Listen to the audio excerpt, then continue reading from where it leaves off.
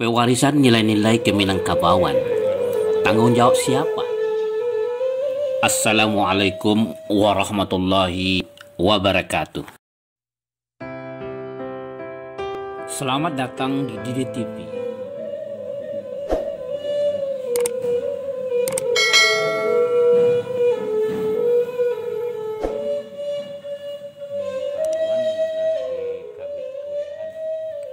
Persoalan yang paling dirisaukan oleh nenek mama, alim ulama, cadiak pandai, serta mande kandung di Minangkabau adalah pewarisan nilai-nilai kebudayaan adat kepada generasi penerus bangsa.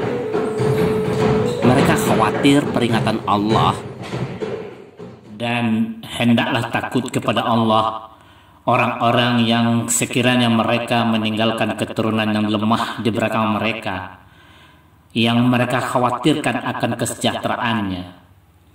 Oleh sebab itu, hendaklah mereka bertakwa kepada Allah dan hendaklah mereka berbicara dengan tutur kata yang benar.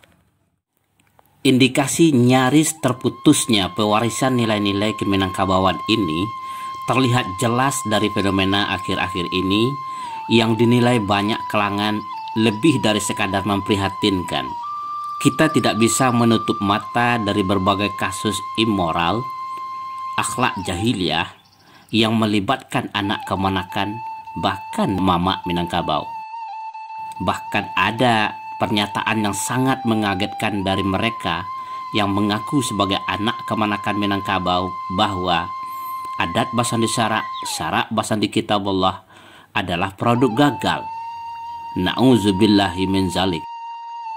Tidak ada yang perlu tersinggung, reaktif emosional, dan marah menyaksikan kenyataan itu.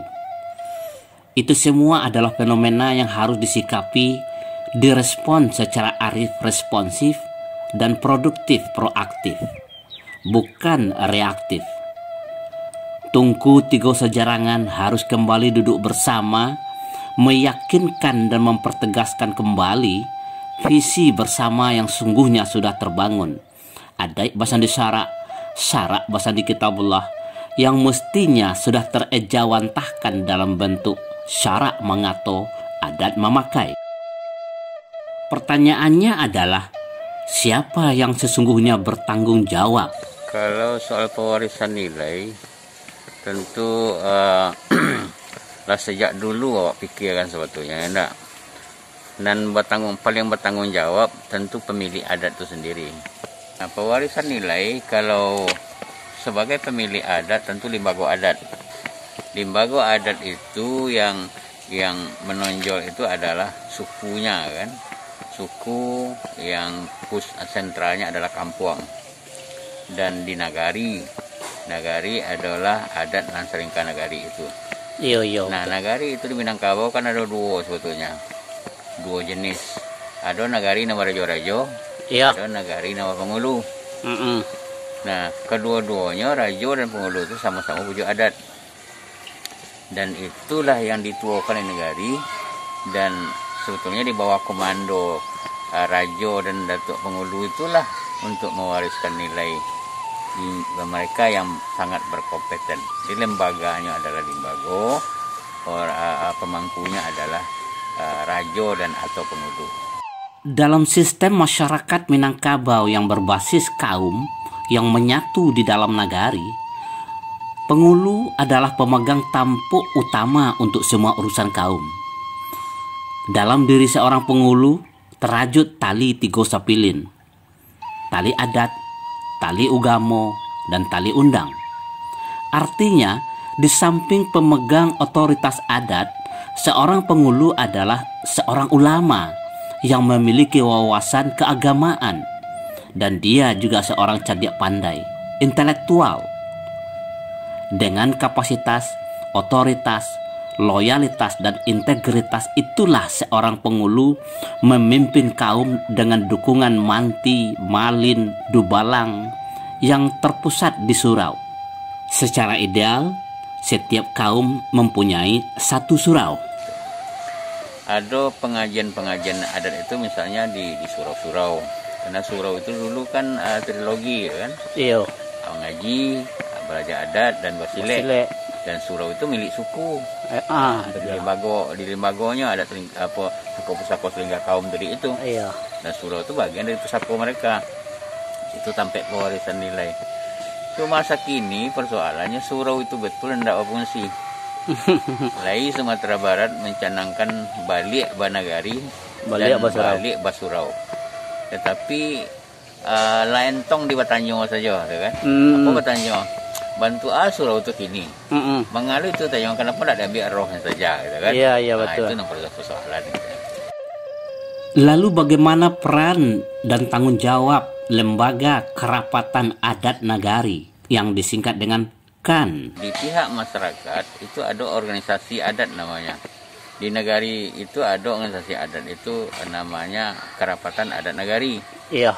Kerapatan Adat Nagari itulah yang memfasilitasi pewarisan nilai adat itu oleh lembaga adat. Dan kan itulah memfasilitasi penguatan lembaga adat itu dan menghubungkan dengan pemerintah. Jadi kan penyambung lidah. Penyambung lidah di nagari itu. Karena itu satu-satunya organisasi adat di nagari. Nggak boleh ada tandingan gitu. Nah, celakanya Pak Gubernur sudah sering menyebut bagaimana kita menyatukan negara itu pada tua. Nenek mama di KAN itu sendiri saja sudah ada pula kan tandingan. Gimana jatuhnya tuh aja kan? Mereka tidak menguasai amanat sejarah KAN itu sendiri. Oh gitu. Itu yang saya lihat. KAN itu ada karena ada kekhawatiran semua pihak, baik masyarakat maupun pemerintah. Ketika itu kita berdesa-desa dengan Undang-Undang nomor 5 tahun 79. Itu berdesa-desa gitu kan. Di desa itu diurus oleh pemerintah dalam penyelenggaraan kewenangannya urusan-urusan pemerintah. Sementara yang adat dengan desa sudah tertinggalkan. Ada kekhawatiran itu, maka dibuatlah Perda nomor 3 Balai tahun 2003 dengan Perda itulah sebagai amanat sejarah KAN itu berdiri. Jadi KAN itu ditugaskan untuk mengurus urusan-urusan adat, berfungsi sebagai organisasi adat di nagari, punya hubungan kerja dengan gubernur dan memfasilitasi menjembatani lembaga adat itu dengan pemerintah. Walaupun tidak memiliki kewenangan ke dalam kaum karena memang tidak tumbuh dari dalam kaum, Kerapatan Adat Nagari memiliki peran besar dalam mengkoordinasi penghulu kaum dalam pengambilan keputusan pada tingkat nagari dan hubungan keluar nagari, termasuk hubungan dengan pemerintah. Khusus untuk urusan fungsional keagamaan pada tingkat nagari yang terpusat di masjid, tugas dan tanggung jawab penghulu-penghulu kaum diserahkan kepada imam, khatib, kadi, dan bilal yang dikenal sebagai orang bajinih nan ampe. Bagaimana pula tanggung jawab pemerintah? Pemerintah saya kira cukup concern sebenarnya. Kalau kita lihat di Sumatera Barat kan selalu saja ada indikator setidaknya atau juga misi ABS-SBK itu. Nah di provinsi masa Pak Didi malah dibuat butir ABS-SBK itu kan, ketika Pak Didi ada di Dinas Kebudayaan. Nah sebelumnya ada juga Elkam yang buat, sebelumnya juga ada Bondokan yang buat dan sebagainya. Sejak Indonesia merdeka, semua amanah kekuasaan dan kewenangan pengelolaan kehidupan berbangsa dan negara diserahkan kepada pemerintah Republik Indonesia, mulai dari tingkat negara sampai pada tingkat nagari, sesuai Konstitusi Negara, Undang-Undang Dasar Negara Republik Indonesia tahun 1945. Walaupun menurut konstitusi, Presiden adalah pemegang kekuasaan pemerintah di Republik ini, pemerintah daerah diberi kewenangan untuk mengatur dan mengurus urusan pemerintah di daerahnya masing-masing secara otonom. Bahkan pasal 18B Undang-Undang Dasar 1945 menegaskan bahwa negara mengakui dan menghormati satuan-satuan pemerintah daerah yang bersifat khusus dan istimewa, serta kesatuan-kesatuan masyarakat hukum adat beserta hak-hak tradisionalnya. Dengan demikian, pemerintah Republik Indonesia mulai dari tingkat negara sampai nagari tidak bisa berlepas tangan dalam hal pewarisan nilai-nilai kebudayaan adat Minangkabau.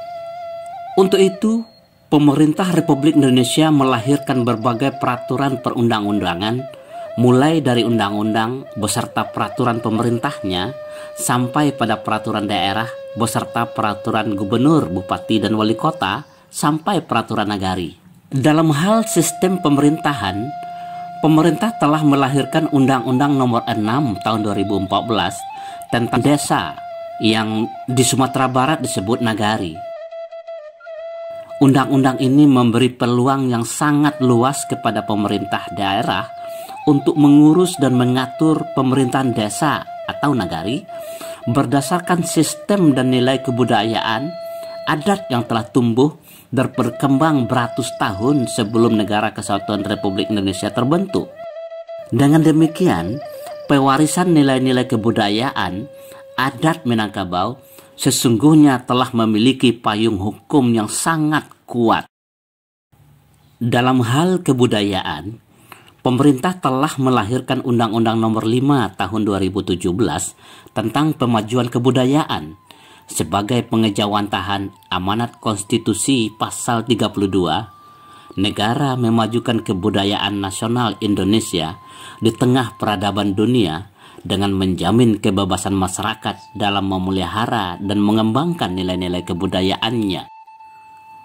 Undang-undang ini menegaskan bahwa pemajuan kebudayaan yang dimaksud adalah upaya meningkatkan ketahanan budaya dan kontribusi budaya Indonesia di tengah peradaban dunia yang dilakukan melalui 4 tahapan dan langkah strategis: pelindungan objek pemajuan kebudayaan, pengembangan nilai-nilai kebudayaan, pemanfaatan nilai-nilai kebudayaan, dan pembinaan sumber daya manusia dan peranata kebudayaan. Namun, untuk menindaklanjuti perintah undang-undang ini, pemerintah daerah di Sumatera Barat tidak cukup hanya dengan mengandalkan peraturan daerah pemajuan kebudayaan saja.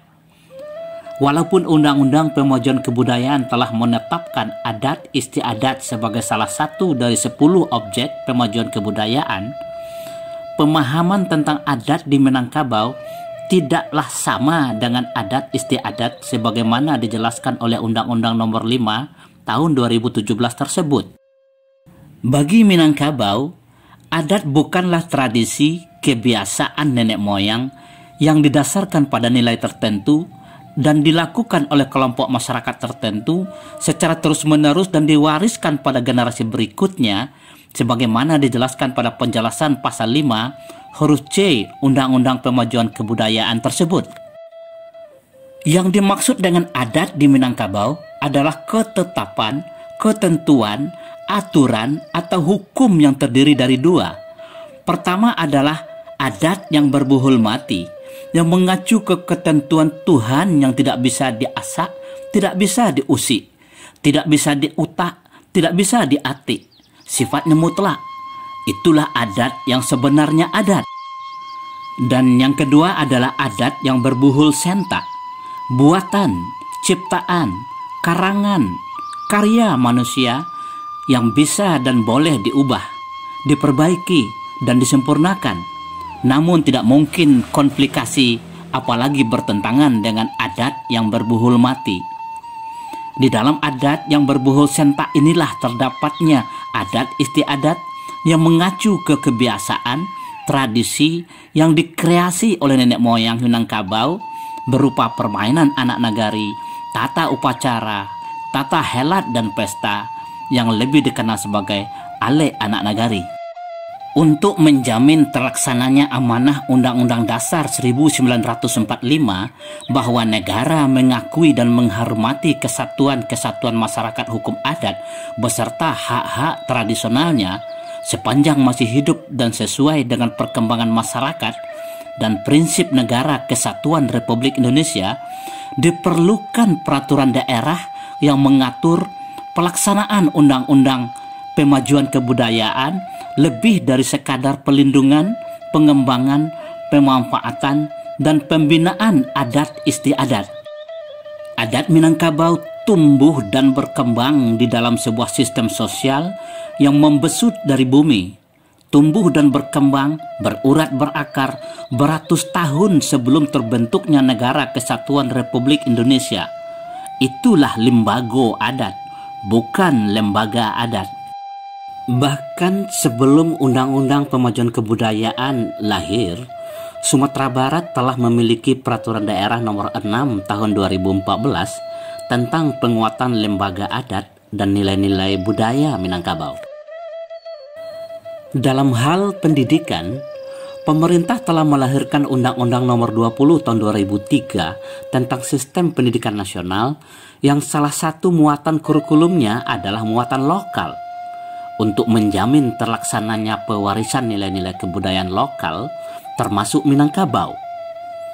Oleh karena itu, pemerintah Provinsi Sumatera Barat menerbitkan Peraturan Nomor 2 Tahun 2019 tentang penyelenggaraan pendidikan yang salah satu babnya mengatur tentang kurikulum muatan lokal. Pasal 89 mengatur bahwa kurikulum muatan lokal tidak hanya terintegrasi ke dalam mata pelajaran relevan, tapi juga harus diajarkan sebagai mata pelajaran yang berdiri sendiri.